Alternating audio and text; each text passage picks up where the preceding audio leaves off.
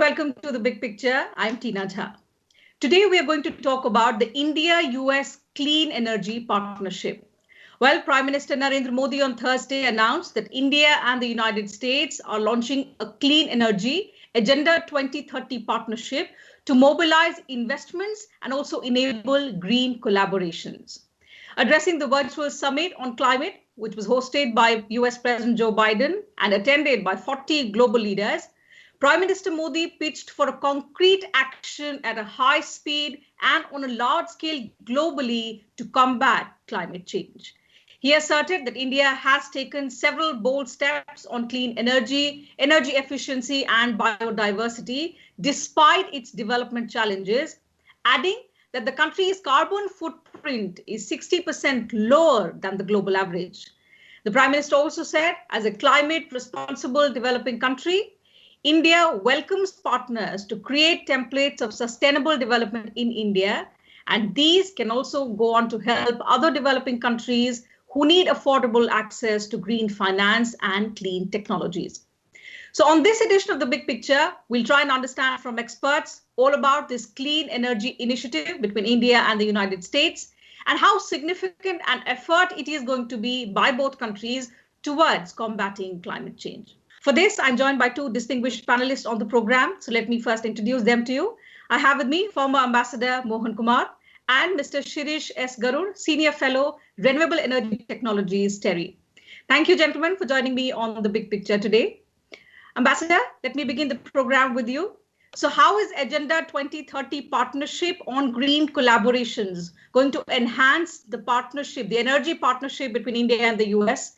And according to you, how significant is this step towards combating climate change? So thank you very much for having me. I think it's extremely significant, as you say. I was present in Paris as ambassador when the climate change accords were finalized in 2015. And in 2015, an important decision was made by the government and Prime Minister Modi that India will try and be part of the solution, not part of the problem. And that was a paradigmatic shift in the negotiating strategy of the Indian government. It also coincided with the launch of the International Solar Alliance by France and India. So from that time onwards, the kind of change I'm seeing is quite dramatic.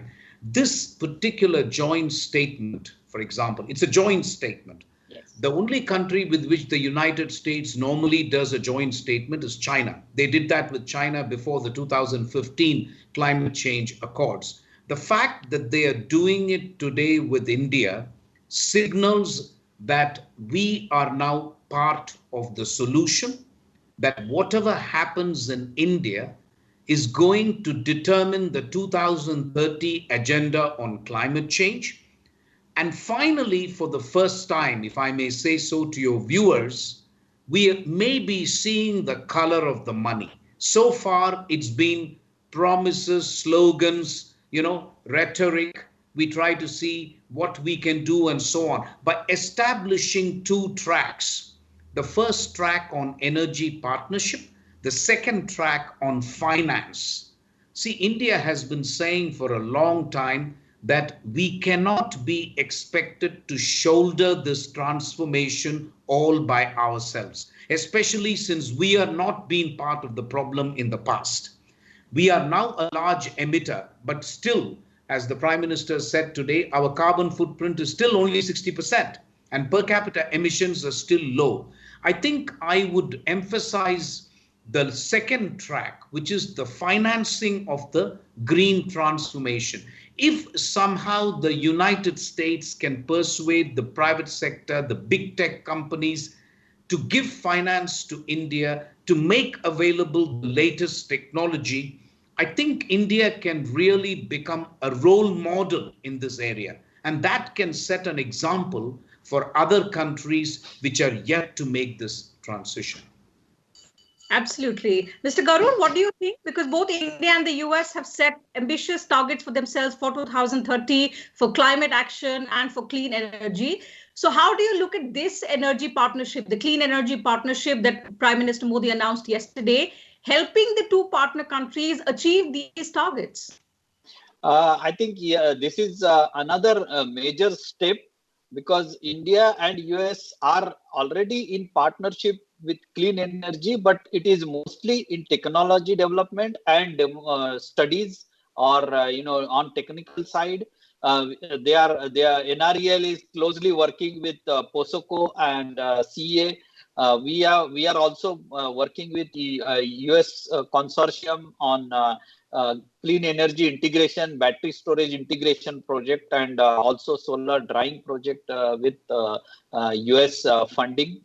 So I think this is a major step, as Ambassador mentioned, in bringing in also the finance and latest technologies from US, because there are two clear tracks. One is on clean energy and one is on climate change and financing for climate action, and both are, although they are different, but they are not crossing each other. They are parallel to each other, and the whole development has to happen on these two tracks. And I think from that perspective, the clean energy partnership, in my opinion, is an important issue, because all along our negotiation strategy, we have been demanding two things: A, access to technologies, and B, access to funding, low cost funding particularly.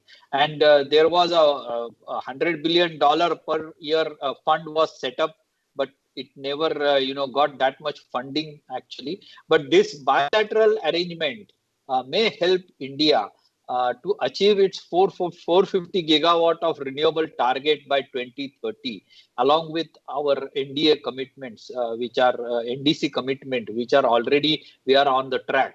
And although we will have some emissions continued from coal or thermal power plants, but I think we will be on a big way on renewable energy generation. And next big thing I can expect from this partnership is a whole push for hydrogen economy, which is announced in the this year's budget by Honorable Finance Minister.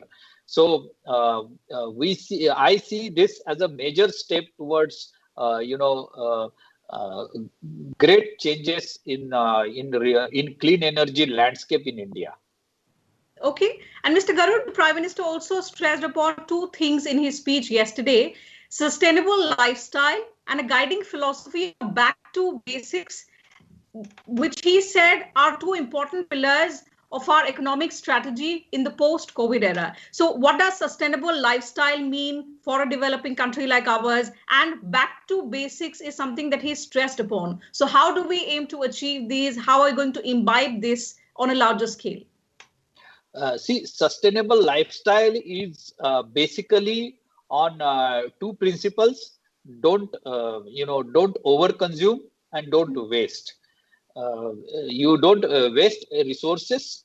Use whatever you need to you require. Only use that much, and also consume them sustainably. That also means that we also should bring in the concept of recycling or circular economy.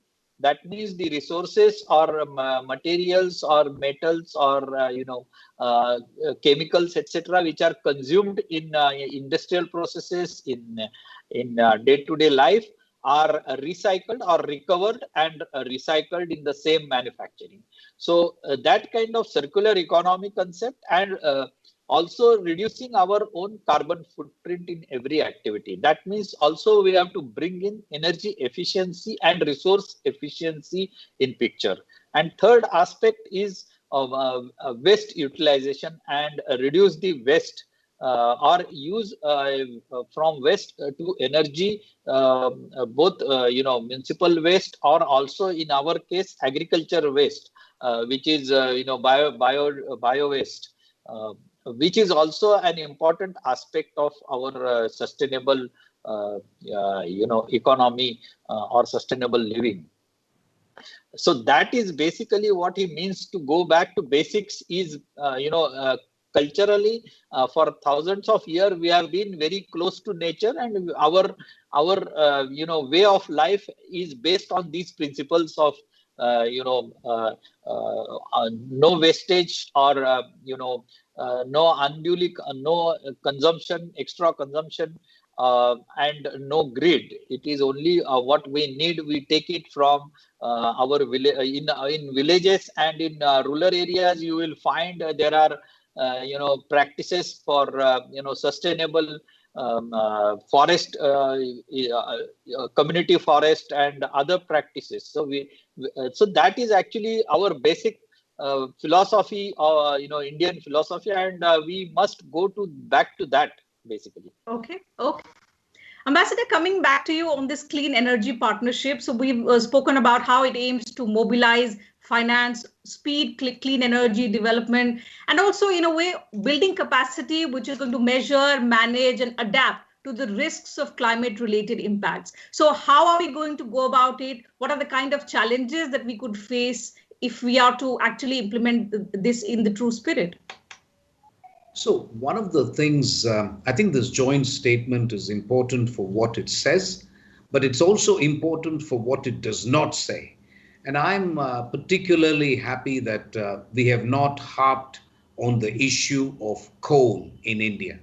As you know, India consumes coal. Certainly, we don't consume as much coal as China or as much coal as even the United States. But the fact is, we do consume coal.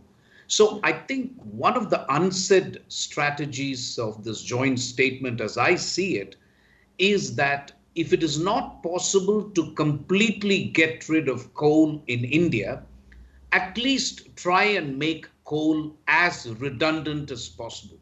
And that is why the emphasis on 450 gigawatts of renewable energy. If we achieve that target by 2030, we would have done something that no other country in India's position has ever done. Because even China managed to do it, but it also increased coal capacity exponentially. While ours is something like 100 gigawatts of coal, China is almost 400 gigawatts, and it's still rising. There is still no sign. Last year, they opened more coal-fired plants than ever before. China consumes more than 50% of coal in the world. So I like it that if India can somehow latch on to that target of 450 gigawatt, that should be the mantra for 2030. If we can get that, automatically coal will become less and less important. I'm not saying coal will disappear. That's tough in a country like India, but we can make it less important, less strategic to our energy matrix. The other thing is, most people don't realize the United States has become the most important energy exporter to India. It is not the Middle East anymore. It is not Iran. It is the United States. So we have now a partnership with the United States on energy, which is the most important. If only we can stick to making that energy clean, which means there has got to be more of an emphasis on natural gas, more of an emphasis on not fossil fuels, but other sources of energy.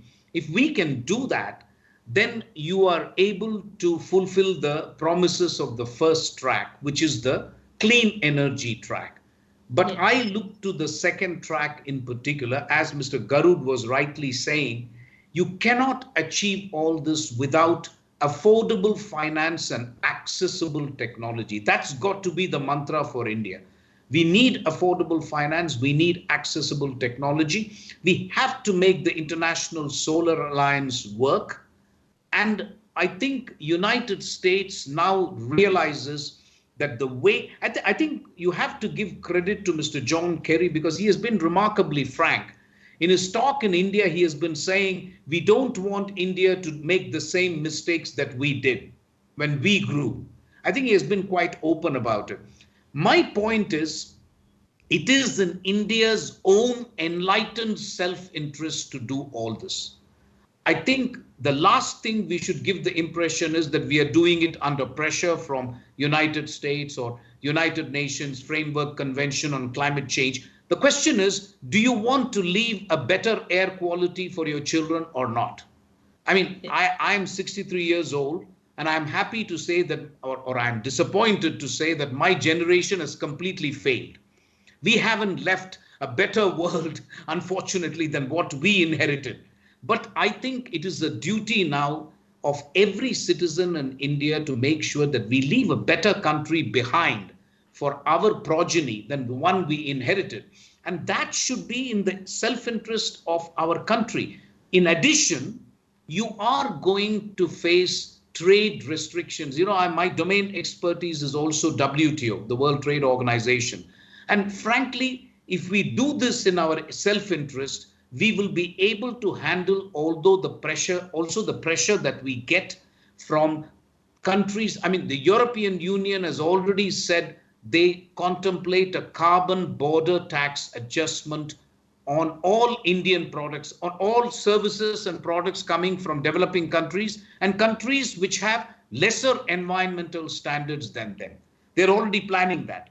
I think if we do all the things on the joint statement says we will do, we will automatically take care of three objectives. One, you are actually meeting your own objectives under the Paris Convention. Second, it is in your national interest to do it.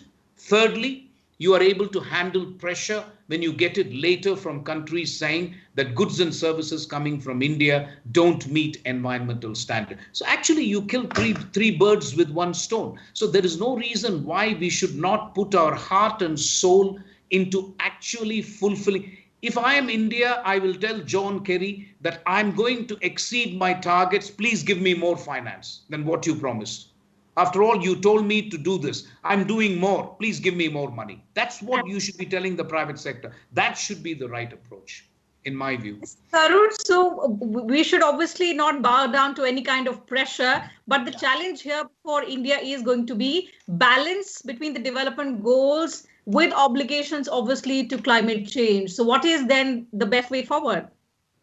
So actually, one of the best way forward is look at the sectors which can afford, going ahead, which can afford doing this in a way, going for cleaner options. And for example, in industry or in buildings or transportation. And one of these 3-4 sectors, and one way for that is also going into a big way into hydrogen economy for decarbonizing industrial sector or decarbonizing the transport sector for long haul transport or trucks and big goods transport.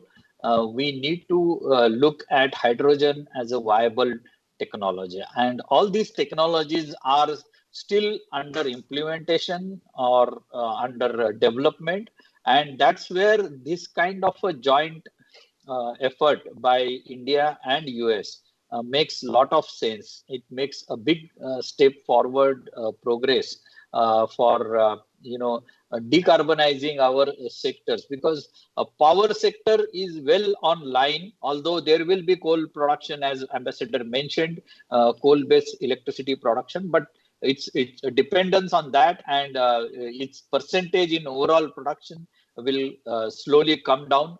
Currently, we are having about 40% non-fossil fuel electricity installed capacity, and in terms of generation, excluding hydro, we are doing about 10% in renewables. So we have seen in last 10 years, we have seen a lot of development in power sector, but transport and industry, these are the two main sectors where we are looking at A, hydrogen economy, and B, biofuels, where again there are technologies in US which can come in a big way in India, where we generate biodiesel and aviation fuel using biomass and other resources.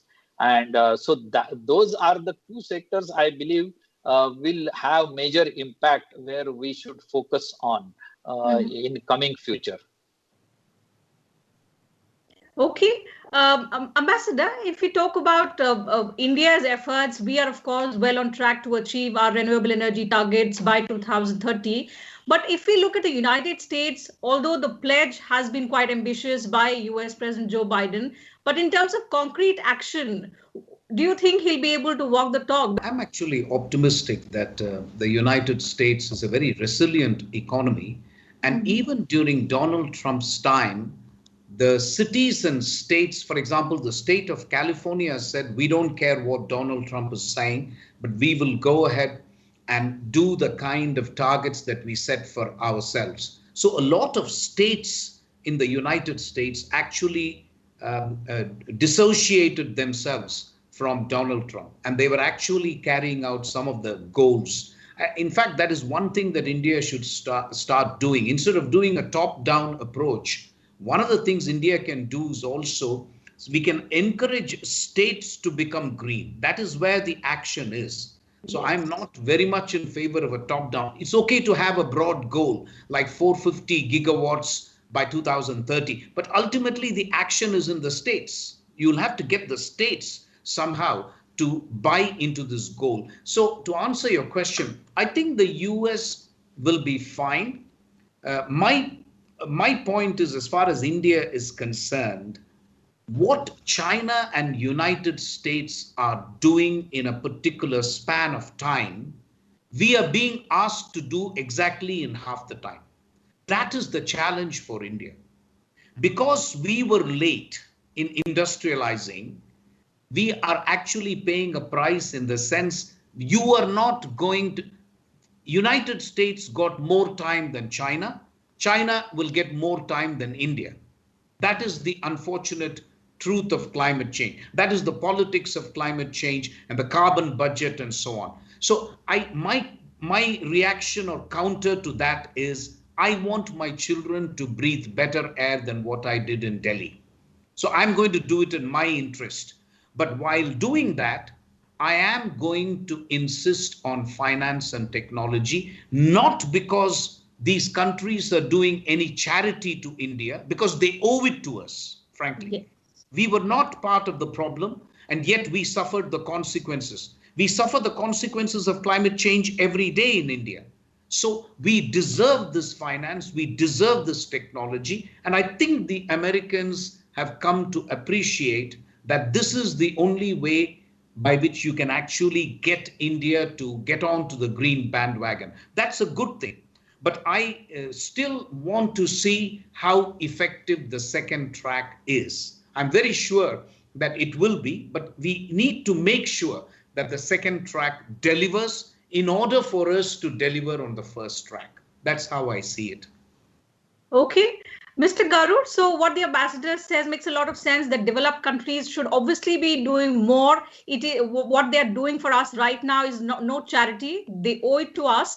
But for our future generations, if we want to give them better air, leave them a better environment, does India need to scale up climate action? Because what we've been doing obviously has been reaping benefits, but looking at the current circumstances, there is scope for a lot more to be done. Yes, definitely. There are two aspects of climate change and the whole issue of particularly in the context of energy. One is, of course, the larger issue of climate change because of carbon emissions and emissions of GHG gases, but also the issue of local pollution in cities and in urban areas. And that is mainly because of the modern lifestyle and because of use of vehicles and one of the major cause for such pollution and bad weather is that. And that is where I think the new concepts, the new technologies which we are looking at, like electric vehicles or hydrogen fuel cell vehicles, we need to push those technologies both in transport and industry. So again, as rightly said by the ambassador, the finance track is very important because finance and technologies are required, and it is our right to get it. It is not like somebody is giving any charity for us. As a developing country which has already suffered because of climate change and which we are suffering because of climate change and other issues. It is our right to get access to those technologies and also the financing. So that's the only way they can redeem themselves of the historic mistakes what they have done in energy sector particularly. And that's what I also feel, that the finance track is very important if we really want to achieve 450 gigawatt, and not only 450 gigawatt, but along with that electric mobility and hydrogen economy. These three will be the major pillars, because energy storage, be it hydrogen or be it battery energy storage, to manage grid when there is a 450 gigawatt of electricity coming from variable renewables. So we need a lot of technologies, we need a lot of investments in infrastructure, and that has to be supported by the developed countries. Just by asking us, there is no second thought about the fact that the developing countries are doing much less than their fair share of action. They have been the largest polluters, and even now when they are setting targets, it goes less than what they should actually be doing. So with that, I'll have to call it a wrap on this edition of The Big Picture. Thank you to both my guests for joining me on the program today and sharing your perspective with us and our viewers. To our viewers, I want to make an appeal before I leave.